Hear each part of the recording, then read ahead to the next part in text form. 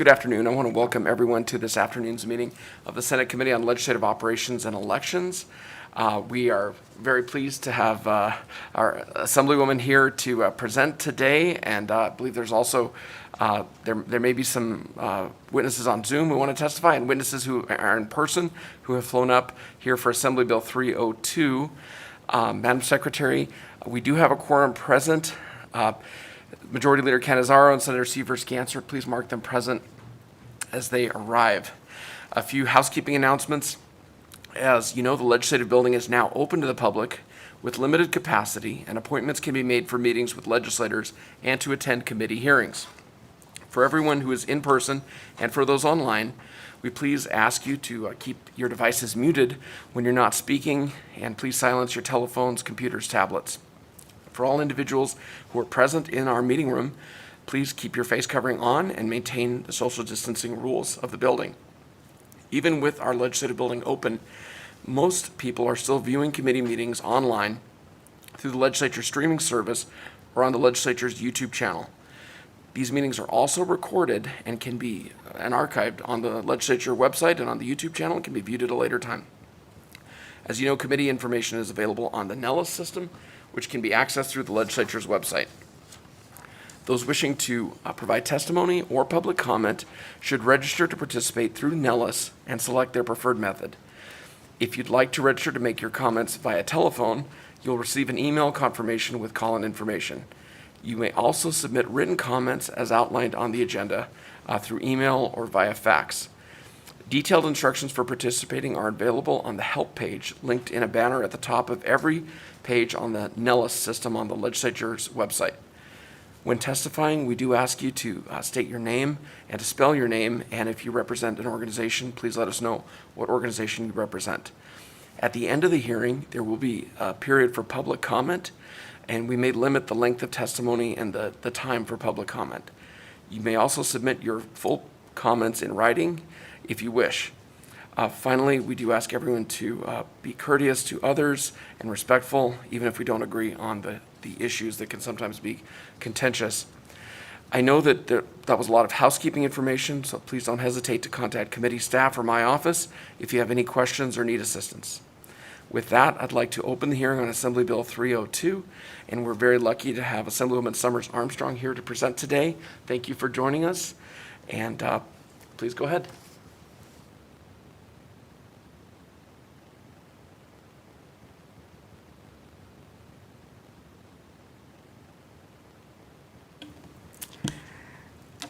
Good afternoon, Chair Orenshaw and members of the Senate Legislative Operations and Elections Committee.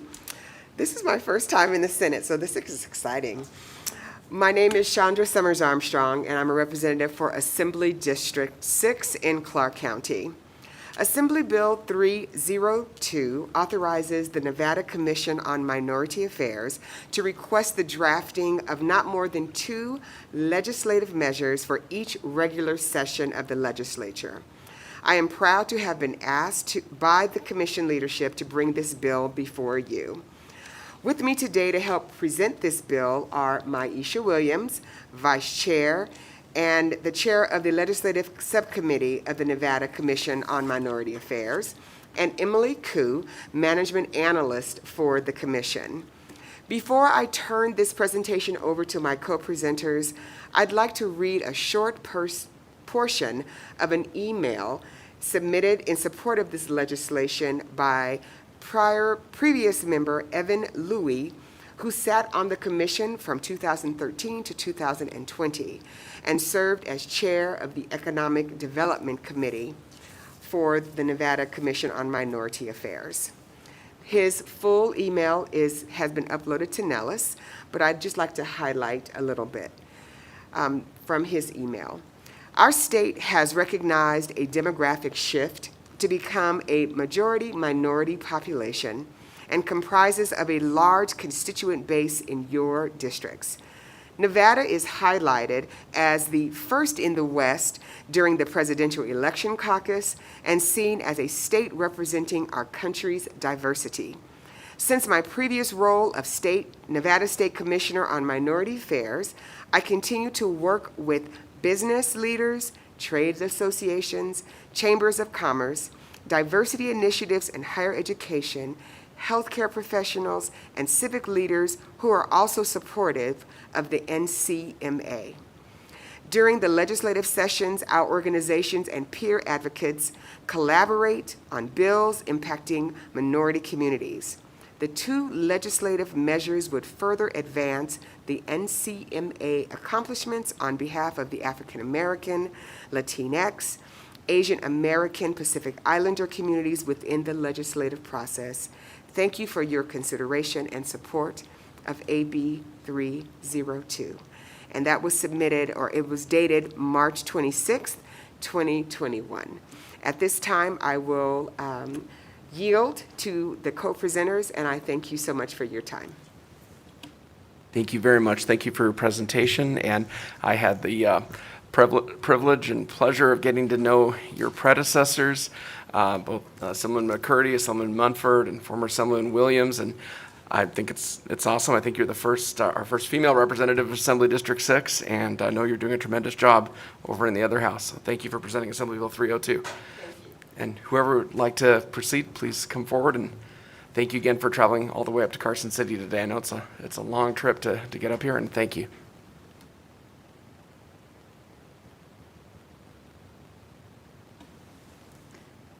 Good afternoon. It's an honor to be here. Chair Orenshaw, members of the Senate Legislative Operation Elections Committee. For the record, my name is Maisha Williams. It's Myisha. I serve as the Vice Chair of the Nevada Commission on Minority Affairs, housed under the Department of Business and Industry. And with me today is the Commission's Management Analyst, Ms. Emily Koo. We appreciate Assemblywoman Summers Armstrong for inviting the Commission to co-present Assembly Bill 302, which allows the Commission to request the drafting of 2 legislative measures each session. We are a 9-member volunteer body charged with advocating for minorities throughout the state of Nevada.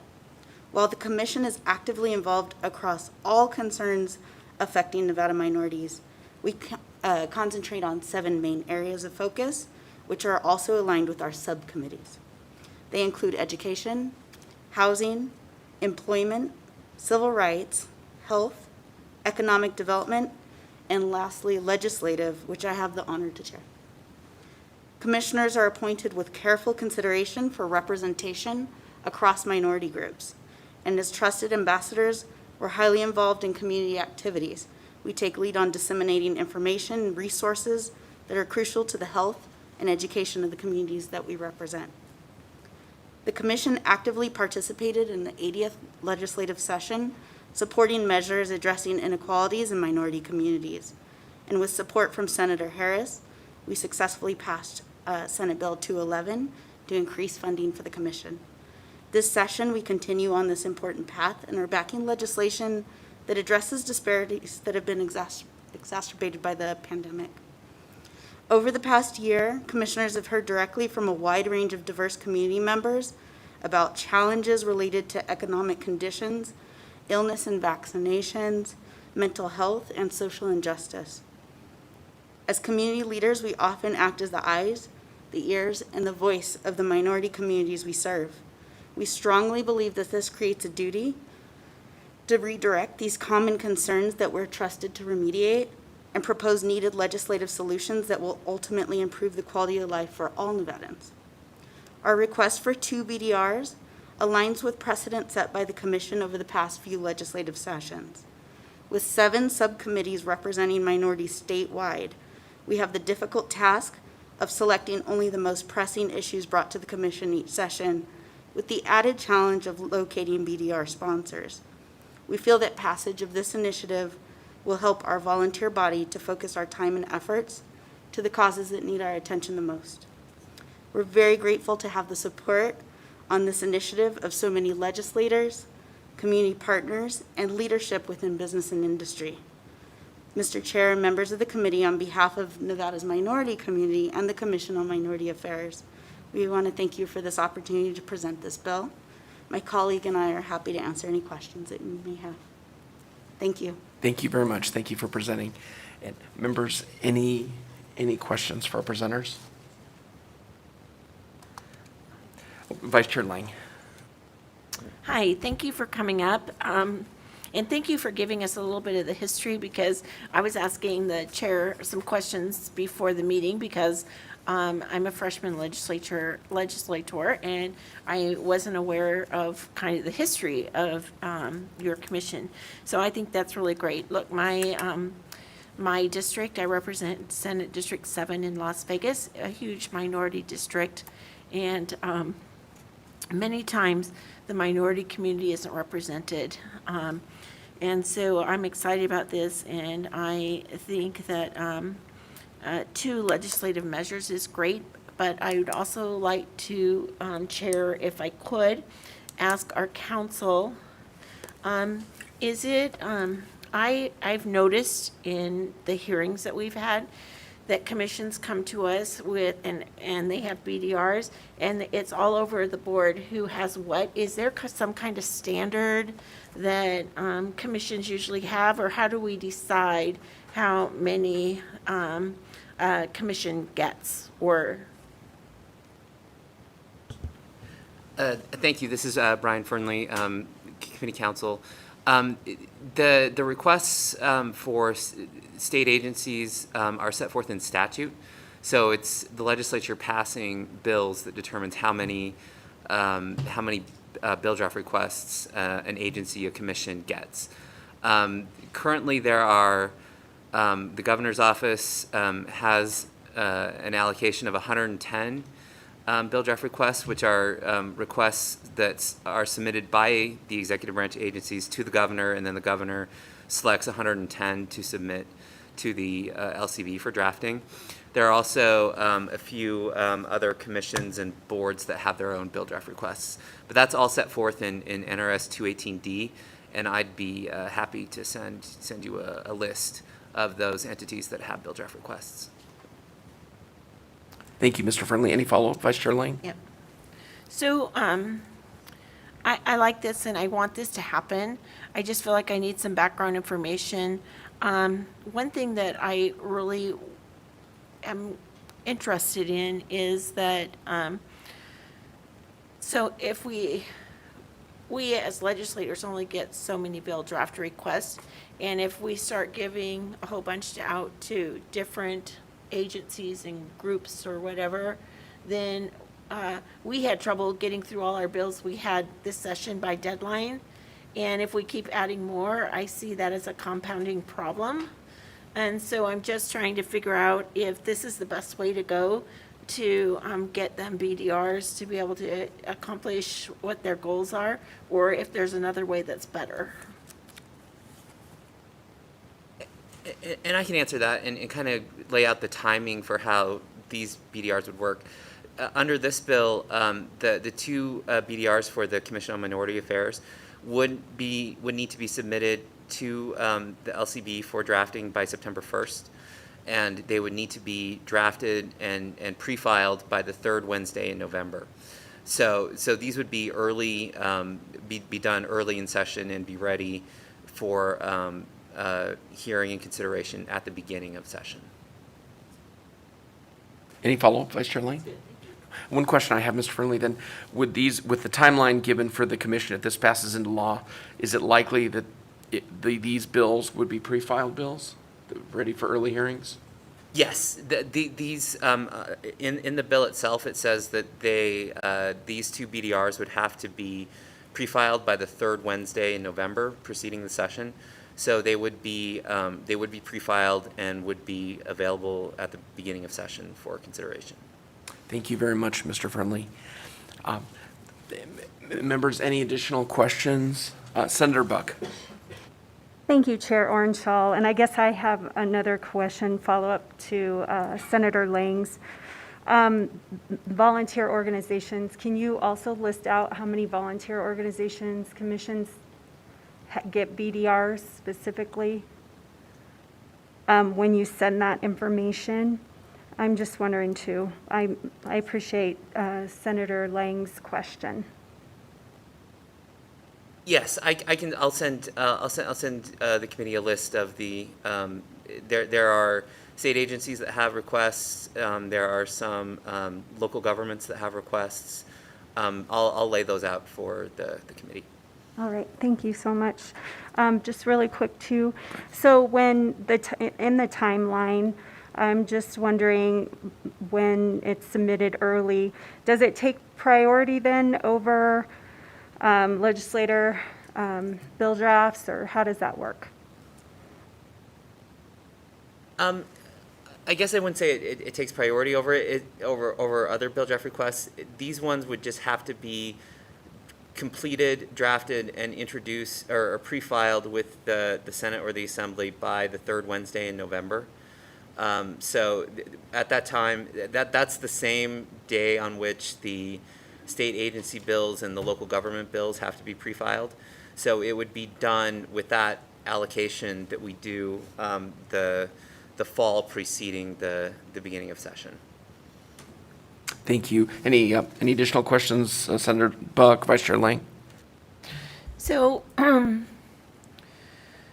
so I know that some agencies have early bill drafts, and some are dedicated to the Senate and some are dedicated to the Assembly, and I think we split them apart so we don't get backed up. So is there maybe a chance for your commission that you would dedicate one to the Senate and one to the Assembly?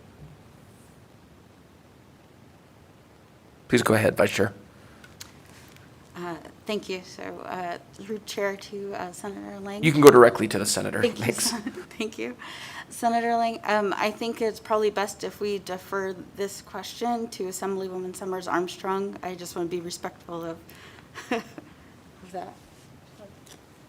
And I think, sometimes what I've seen, in terms of where they end up, whether they end up as Assembly bills, Senate bills, sometimes I see that, and perhaps you can correct me, Mr. Fernley, but sometimes I see they end up as a committee introduction for the committee that has jurisdiction. So let's say if this bill passes and the Commission on Minority Affairs had a bill affecting, let's say, state licensing, that might be an Assembly Commerce or a Senate Commerce bill, and how they pick which house gets it, that's a mystery I don't pretend to understand, but I know. Correct, and it's actually fairly random. So we have the pre-file bills that they are introduced in the name of a committee, the Committee of Jurisdiction for the subject matter of the bill, and they're assigned randomly to the Senate and Assembly to kind of even out the number that is in the Senate and in the Assembly. So it's a random process of assigning which ones get to the Assembly and which ones get to the Senate. The committee that it's introduced and referred to, it depends on the subject matter of the bill. Thank you. Thank you very much, Mr. Fernley. Any additional follow-up, Vice Chair Lang? No. I guess one question I have, Vice Chair Williams, has been your experience that there have been, let's say, minority business owners or others who have come to the Commission on Minority Affairs seeking a change in law and hoping that maybe that the commission can do it, but it really needs to be a legislative change, a change to the Nevada revised statutes? I mean, have you had that experience? I just wonder if there's you could discuss that at all, because that certainly, it sounds like that there's changes maybe people would like your commission to make, but need to be changes to the Nevada revised statutes that need a bill draft. Thank you, Chair. Maisha Williams for the record. So I think the way that that we've typically seen this happen is that we have commissioners assigned to each of the subcommittees that are working directly within communities. And so it's less likely that an individual would come directly to, say, like the legislative chair and propose legislative changes. Instead, it's based on the community-based interactions that we're seeing, themes that we're hearing, and then those subcommittee chairs are coming back to the legislative subcommittee to make suggestions. Typically, also legislation that we are championing is impacting all minority groups, not subsets or singular issues. So there's kind of a certain pattern of precedent that we've followed in the past. With only 2 legislative measures to push forward, we need to be very selective and make sure that's impacting the most people positively. Thank you. Thank you very much. Vice Chair Lang. Well, and I might also add that, having the 2 dedicated BDRs doesn't prohibit you from finding legislators, because I'm sure that there are more issues that are important to the commission than just two. Thank you. And that's true, I think, yeah, that's a good point. Any additional questions? Senator Severs-Ganser. Thank you, Chair Shaw. I just following up on Senator Lang's comment is we have assembly people and senators in the community, and they are a great alternative too for bill drafts. And I know several years ago, I don't know, probably over a decade ago, we worked on kind of whittling down the number of bill drafts because of the workload during such a short period of time. And so I think we just have to keep that in mind too, because there's so many legislators who I know would offer a bill draft if you needed it. At least I believe so. So thank you. That's a good point. Thank you, Senator Severs-Ganser. Any additional questions, members? No. All right, thank you very much. Thank you. And anyone else in support here in the room? If not, then we'll go to broadcasting. Broadcasting, if there's anyone on the phone lines who wishes to speak in support of Assembly Bill 302, we're allotting 2 minutes per caller. Thank you, Chair. To testify in support on Assembly Bill 302, please press star 9 now to take your place in the queue. Again, to testify in support on Assembly Bill 302, please press star 9 now to take your place in the queue.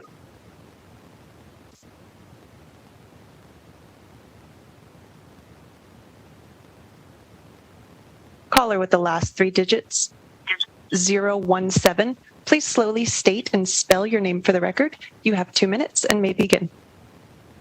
Good afternoon to the committee.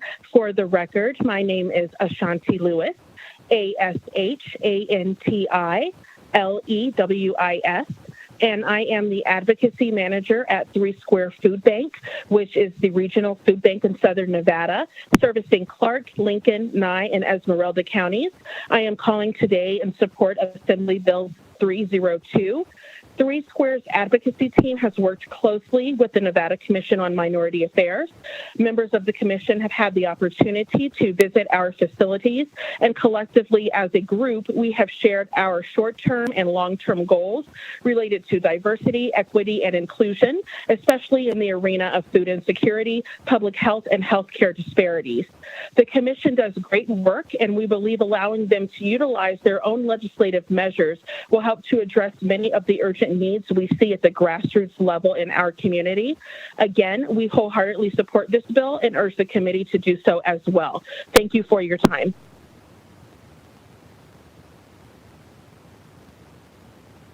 Chair, you have no other callers in support at this time. Thank you very much. Broadcasting, well, before I go, I don't see anyone here in the room in opposition.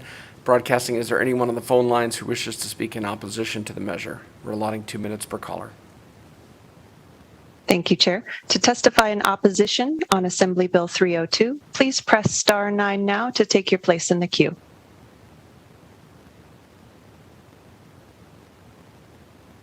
Chair, you have no callers for opposition at this time. Thank you, broadcasting. Again, there's no one else in the room here who I believe wishes to speak neutral. So broadcasting, anyone on the phone lines who wishes to speak neutral to the measure. If you would like to testify in the neutral position on Assembly Bill 302, please press star 9 now to take your place in the queue.